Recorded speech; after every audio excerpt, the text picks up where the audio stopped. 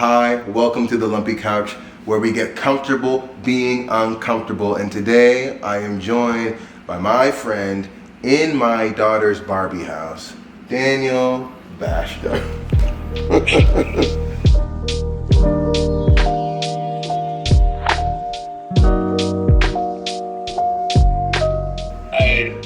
This is a safe place. I like this Barbie house. I know, dude, there's some nice little, I don't even know if these are some nice little, Reeboks in here. There's some bananas. She really set you up, honestly. I'm fine with admitting I am a Barbie girl. It's fine. It's good. We're all living in Barbie's world. So, That's right. Well, speaking of living in a world, I would love to know from you, what is a time that you have felt like you belong? As you've lived on this earth, I'm sure there's been times where you felt like, I don't know if I really fit in here or I don't fit in here. But I'd love to just know one situation where you're like, I belong here. Great. I love the word belong. I love the word becoming. And I love the word being. You know? Life is strange, right? Life can be cruel, and life can be a beautiful teacher. And real talk is anytime you're in a long-term relationship, it takes long-term commitment, and it takes long-term growth, right? Man, marriage is a wild thing to talk about. In a sense of, we're gonna learn how to love each other, and on some days, and we're gonna inherit what we've learned from attachments to whatever outcome we thought marriage would be. And somehow, even on good days, maybe hate each other. And honestly, we can start at the beginning. Marriage is just from day one is teaching you, right? I'm learning that life is ambivalent. It's the good and the bad. Much like marriage, it's good days, bad days.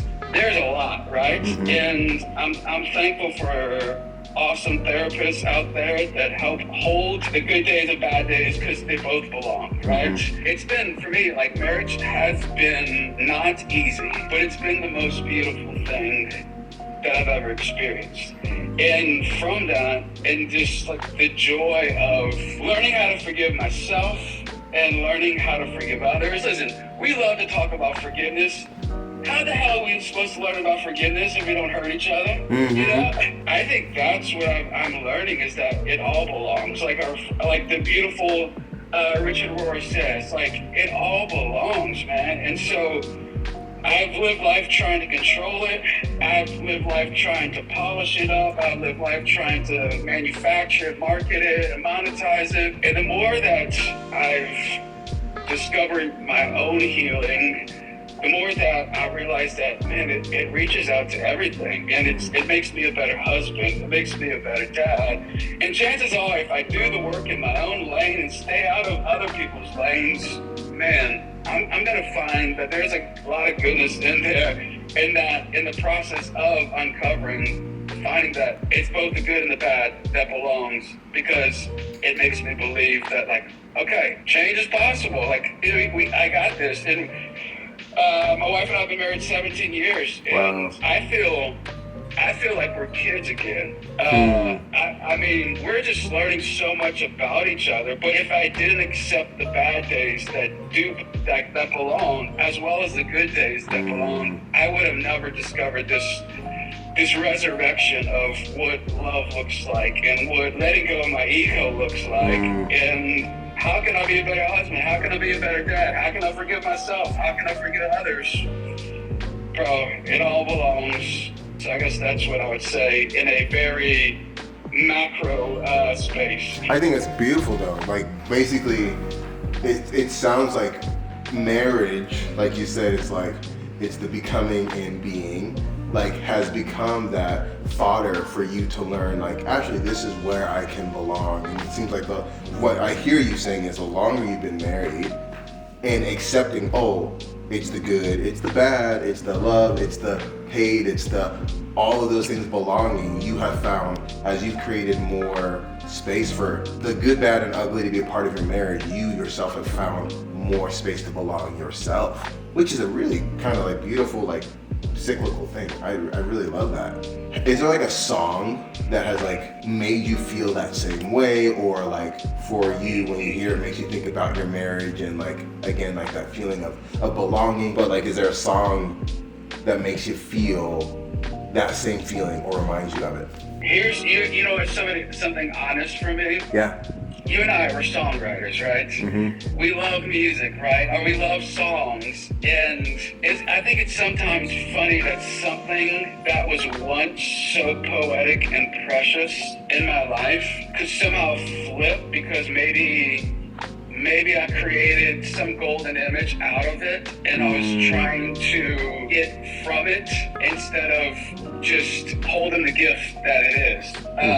And so here's the funny thing. When I got sober 6 years ago, I kind of like stopped listening to music. Oh, whoa. Isn't it? I mean, and I love music. Like listen, my kids, I have 4 kids. I just took my daughters to the Kendrick Lamar and SZA show. Oh, let's go, dude. I love music, right? But I was noticing that the only time that I would get to myself would be driving in my car. And so I stopped playing music and I just started to listen to the space. And instead of just filling the quiet with noise, just letting the quiet speak.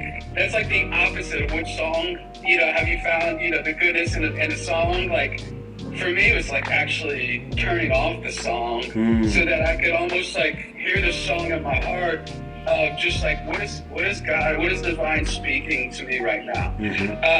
And so that's one side. And then the other thing that I've like just really I love classical music. I just started putting on this classical music and just listening to the tones and listening to all the different elements and just like riding the emotions, ups and downs with it. And just finding like, man, the beautiful thing about like opera music, classical music is like, there's no way that I could dissect it and ever perform it in the way that I'm hearing it. And I think that my brain loves that because it can't figure it out.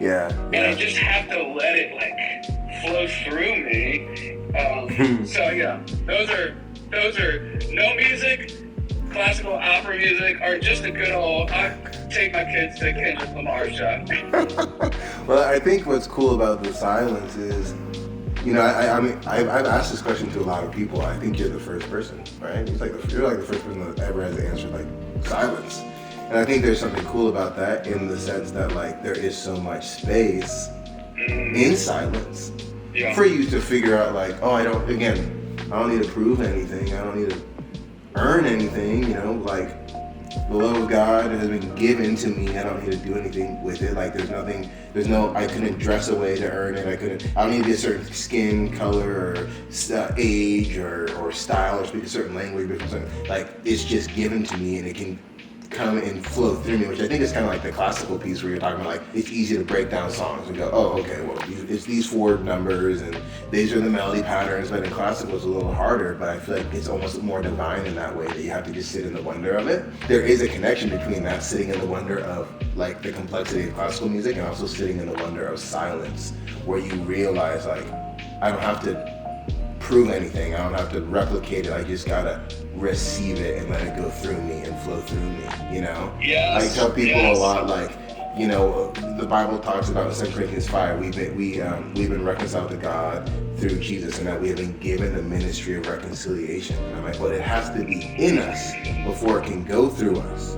If we can't accept the love of God that we see in the book of Revelation that draws every tribe, every nation, every tongue, all people to his throne, where they're all singing one song, not in uniformity, but in unison, holy, holy, holy is the Lord God Almighty, everybody being themselves, bringing their culture, bringing their color, bringing their creedal way of understanding the world, and they're singing one song in unison. I'm like, if that's not in us, it cannot go through us. And people are looking for it. People are looking for unity. People are looking for couches where they can belong. Like, hey, I love the visual of a lumpy couch because it's like, that's a well-worn-in couch. A lot of people have been on it. I'm like, but is my couch actually like that? Is my life actually like that? And I think it goes back to what you're saying, like, hey, like, am I just crushed? am I just drowning my senses in noise? Am I trying to like fit everything in this comfortable box? Or am I sitting in the wonder, like I'm classical and going like, hey, I don't have to understand this. I don't have to replicate it. I can just enjoy it.